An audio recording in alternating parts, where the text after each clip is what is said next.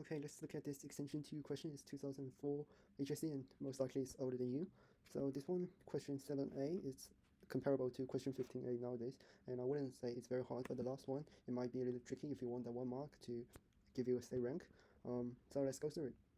The first two, if you look at it, you should be able to know how to do it in your brain. So let's go through it very quickly. The first one is just a very common identity, AMGM. You can use it, but you just move 2 to the other side and make it a perfect square, and then you can basically expand it and get the result. The second question is proof by induction. So you start by let the proposition be k and you prove the best case is true, and then you suppose pk is true, then you get this result, and now you need to prove this result. So now you need to expand it, but make sure that these two, you should treat them as a whole, because you have this result from your induction hypothesis. So it's really a to ak plus this, a 1 over a1 to 1 over ak to this. It's like this. And now let's expand it. It's like a plus b, it's quite like that.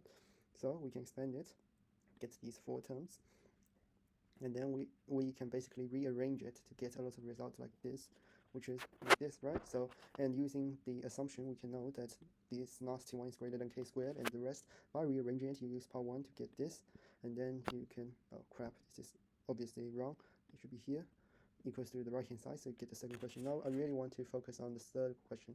Now it says hence, it says very specifically hence, so you have to use question 2. Now how do we use question 2? First is you need to decide which n you should use. Obviously you should use n equal to 3 because there's 3 terms, and 3 squared is 9, which gives you the 9 here you want. And so we plug in n equals to 3. So what do we plug in for a1, a2, and a3? I would try for this, because I would try for a1 equal to this, a2 equal to this, and a3 equal to this, because it will give you this term, and you can just try to sort out this term by dividing it to the other side. Now let's do what I just said. I plug in these, and you find out in surprise that you get this nice expression that at the end of the day it becomes cos squared. So, and then you can move it to the other side, which gives you the required one. Now this type of question is a proof question, a very classic proof question. And what do you think it assesses? What's the whole point of this? It's really the art of substitute. You need to find the correct substitute. For example, n equals to 3. Here I should write it, n equals to 3, and you plug in these as well. So n equals to 3. You plug in this, you get the result. So it's really a bit of trying as well. So you would try this at first glance because it's the most high probability that you can attain the result. So you try that.